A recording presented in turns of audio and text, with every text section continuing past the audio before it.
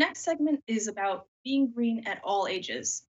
My first two guests are the executive director of Fascinate, Justin Shaifer, and the co executive director of campus coordination, Post-Landfill Action Network, Faye Christoforo.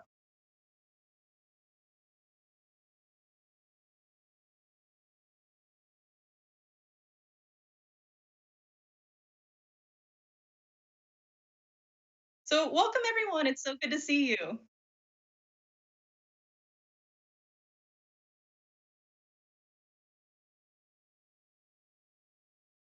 So, I've been looking forward to this panel the whole summit.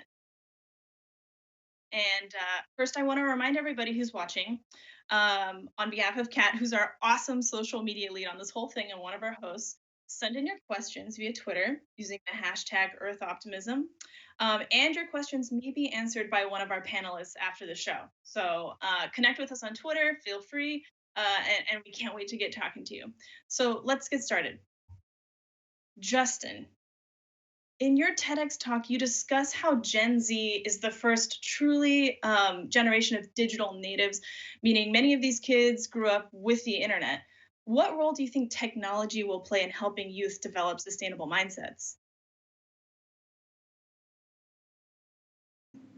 So I think Generation Z has a very interesting perspective on technology and leveraging it for the usage of all kinds of causes. I mean, if you look at this, well, this is the first generation that I feel like truly knew how to effectively use social media to empower themselves and to empower others. I mean, I always tell this story. When I was a teenager on Twitter, my social media handle was "What That Booty Do." Like I was like kind of a class clown when it came to social media, and I never really saw it as a tool that could be used for anything more. But you see examples like climate science and even in the unfortunate case of the Parkland shooting, where there are high school age students that are mobilizing themselves on social media and having a voice. They realize the power of putting a message out there on social media, and then when they're given the tools and when they're effectively empowered, then they are more than equipped to use their voices on social media to make waves and to make change in the real world. And so I'm really excited to, see the other things that Gen Z comes up with, because they're just not afraid. They're not afraid like we were. Yeah, I can absolutely confirm that we've had many Gen Z people on this amazing summit already, and they are absolutely fearless. I want to introduce our next two guests. We're now joined by our other two panelists, founder and CEO of Tribal Planet, Jeff Martin. I'm so sorry. Welcome, Jeff. And from Ernest Young Global, Gillian Hinde. Hey guys, how are you guys doing? Real good, thanks. Awesome. So we just heard from Justin. I want to follow up with Faye. Faye, you work with a lot of colleges and schools. What is the role of colleges in supporting youth in local action for global good? Mm-hmm. Yeah, so I'm the co-executive director of the Post-Landfill Action Network. And what we do is support college students in making change, particularly around zero waste, but taking a broader picture to that. If you look historically, most social movements have had a major component on college campuses. If you look at the South African apartheid divestment, fossil fuel divestment, civil rights. College students, young people have played a huge part in looking at a system and saying that they don't want to be a part of broken systems anymore, and leveraging the combination of power and privilege and resources that they have on the campuses to really, really make change and make their voices heard. Yeah, it sounds like college campuses are the perfect place to find people with energy, wanting a place to put their energy. Young people are often amazing with taking up a cause. And you're right, a lot of our classic movements have taken place first on college campuses. Justin, I want to follow up with you. In your experience, how do different generations approach sustainable solutions?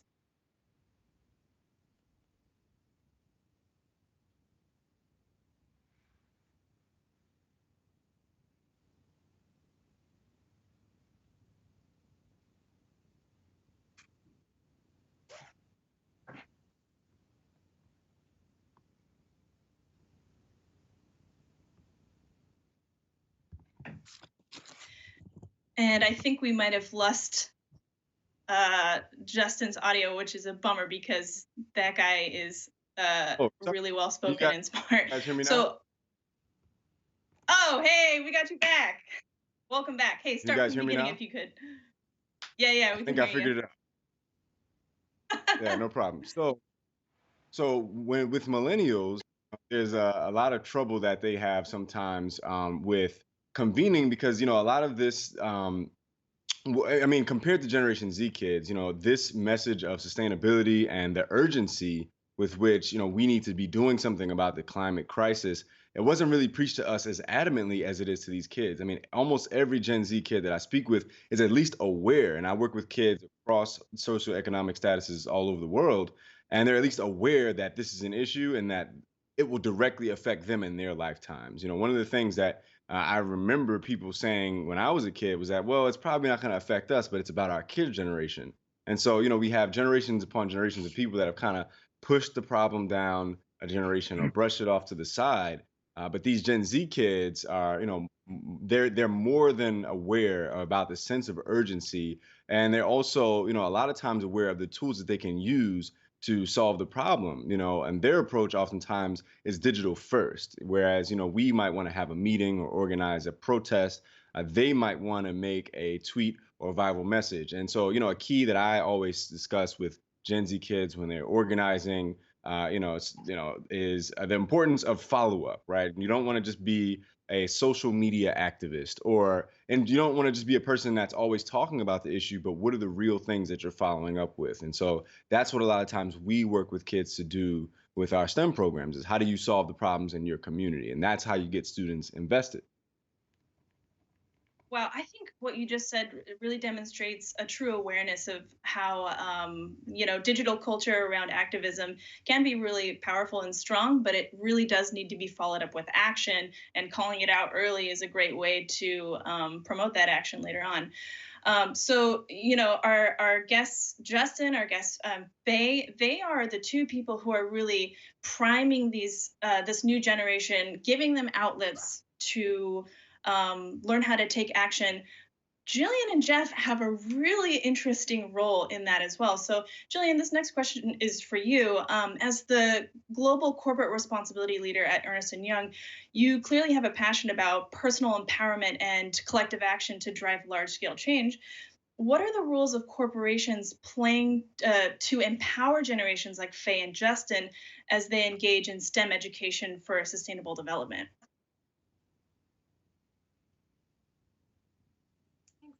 Yeah, I think organizations have such a large role to play. I mean, besides being sustainable and responsible businesses themselves, I think they've got a very active role in society to address these challenges. I think speaking from an EY perspective as a reference point, we've actually reconfigured our whole corporate social responsibility program, and we've launched a program called EY Ripples, which is about creating this ripple effect and using everything at our disposal. And the biggest asset we have is our people and their skills, their mindsets, our ecosystem of clients, some amazing partnerships that we're working with, including Tribal Planet.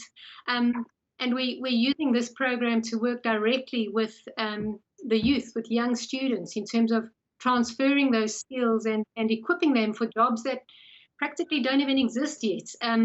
And I think the program also delivers tremendous capacity to work with people like Justin and Faye, who are doing amazing things and doing such good in the world. So impact entrepreneurs that are supporting the UN development goals. And I think it's a win-win situation for us, because not only are we working into communities and working with students and uplifting communities, but it's also about the opportunity for our people, and 75% of them are millennials, and giving them career exposure and giving them exposure to really make a difference in terms of the work they're doing with entrepreneurs or the work they're doing with young students. So I think a big thing for me is also collaboration, because organizations can't empower the next gen alone, so it's working with universities and institutions, amazing institutions like the Smithsonian, and our clients, and to drive impact and impart new skills. And I really like your point, Justin, around it's teaching kids about the how to learn, not just what to learn, and I think inspiring them to drive critical and creative thinking. So that's why I think a STEM program is such an important aspect, I think, of some of the programs we're delivering as an organization. Absolutely. Jeff, as our world faces significant social, economic, and environmental challenges, to help address this, you are deeply involved with the work that the UN Sustainable Development UN Sustainable Development Goals.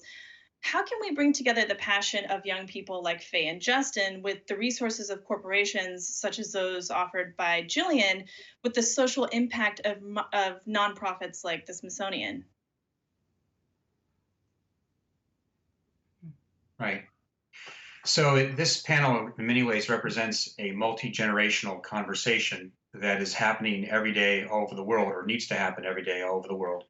And in many ways, to harmonize that conversation, that's what the goal of the Sustainable Development Goals are, is to build a bridge between the generations around what our world needs to be a better world, before 2030 when the goals are due. But I think that aspirationally, these goals give us a way as generations to talk about environmental literacy, for example, and develop tools around environmental literacy so children in elementary school can actually be learning the literacy of their environment at the same time they're learning literacy itself. These tools can be designed around the Sustainable Development Goals so that they involve inclusion and recognize the social emotional learning needs of young people. That's part of where the bridge begins. Corporations have to realize it's not okay to call it in anymore. Cause washing with the Sustainable Development Goals, or blue washing with the UN, or green washing around the environment, or pink washing around cancer, are seen through very quickly by young people, or what I call screenagers, kids, young people born in a world post screens, post cell phones, and so forth. They want proof of impact. They want a dashboard that a corporation shows they did what they said. They want follow through, as Justin said. So, one of the important ways to build a bridge between the generations today and harmonize that bridge is by using the 17 global goals in a way that, we develop curriculum that's designed in the home around environmental literacy, as important as literacy itself, social emotional learning so that they can connect while still being at home, because that's the new normal, that is the new order, but also holding corporations responsible for funding these things, not because they're trying to pull at our heartstrings, but because they've firmly realized that this is their workforce today. We're not handing off to a new generation. That generation already has the world now. And in many ways, that's what Gillian was speaking to at EY. They have 300,000 some employees, and I think something like 65% of them are under the age of 25. So this is not about the future. This is about the present. And the best way to harmonize conversations around a world that can be optimistic is with the Sustainable Development Goals as a framework. Yeah, I loved what you said about basically younger generations seeing straight through the smoke and mirrors. They want action, and I'm sure Justin and Faye can confirm that, and they're hungry for a role. So, Gillian, I want to go back to you. What do you think motivates the newest generation of employees, and how important is it that corporations play a role in driving socio-ecological change? Because you've got people like Justin, you've got people like Faye. They are trying to prime this new workforce. What does that handoff look like to the workforce? Yeah, thanks, Lauren. I think from our perspective, and certainly what we're experiencing, is that next generation workforce are really looking for authenticity. So it's a bit emphasizing what you. I think this is a generation that cares so much about environmental and social issues, but I think it's about holding organizations accountable for authentically acting upon them. So I think that's quite a critical component of how we're responding and the role that organizations need to respond to social issues. I think what we're finding, and certainly with a workforce of over 75% being under the age of 25, we do need to address and we do need to engage with them in a deliberate way. So for me, I think it's even if I think the programs that we're rolling out the offerings around environmental sustainability. We're getting them actively involved in almost designing new careers of the future. So the topic is growing up green, and I think for us it's about embedding these skills and allowing the youth to be architects of their career. I think an important point, just more broadly though, is also around collaboration. So as an organization or corporates can't do this alone. I think it's imperative that business leaders convene with government, convene with institutions, convene with the likes of the United Nations, the World Bank, and so forth, to actually start shaping a new architecture, to help youth thrive and survive in this new climate. Yeah, I think you're absolutely right. I'd actually like to throw it to Faye and Justin before we wrap up with some thoughts from Jeff. How important is it to you both to see, I think one of the stuck points around this conversation is how, we're priming people to be environmentalists, and then they grow up and then they're like, what do I do with these skills? How do I use this? How do I make money? How do I be an adult? What does it mean to you both to have people like Gillian, people like Jeff working on the other side of this generational gap? Faye, why don't we start with you? Yeah, that's a great question, and I think it's vital. We can't. No one of us can do it alone. No one group can do it alone. We have such a huge series of problems in front of us that we need to activate every single resource that we can possibly use and learn from what everyone has kind of done throughout history, recent and past history, to use those tools and build upon that. Like, we're only as strong as our collective action. And we're really standing on the shoulders of what folks before us have done in this work. And then another thing with that, as we move into this digital age more and more with COVID, is holding on to some of the tried and true techniques of organizing and of working together, making sure that we're staying relational, that we're connecting with each other. We're not just tweeting out into the universe randomly, but recognizing that we are people on the other end of those computers. 100%. Justin, do you have something to add to that? Yeah.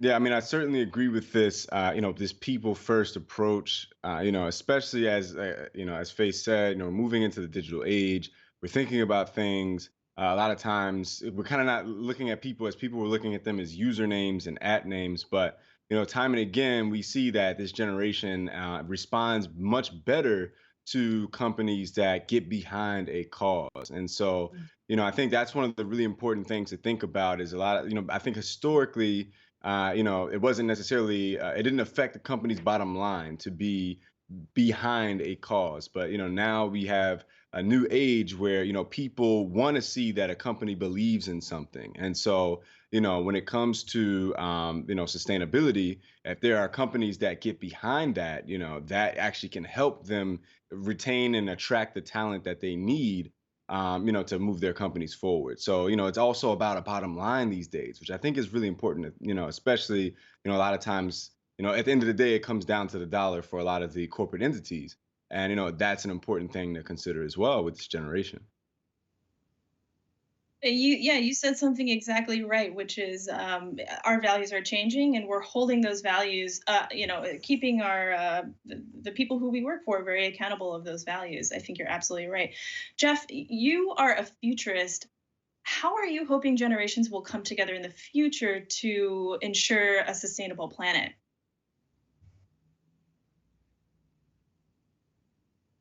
Well, I think it starts with not just environmental literacy and sustainability, but also inclusion. One of the things that worries me a little bit with how distance learning has become compulsory with everyone in their homes now, not voluntary, is that 28% of the United States doesn't have Wi-Fi and they don't have Chromebooks.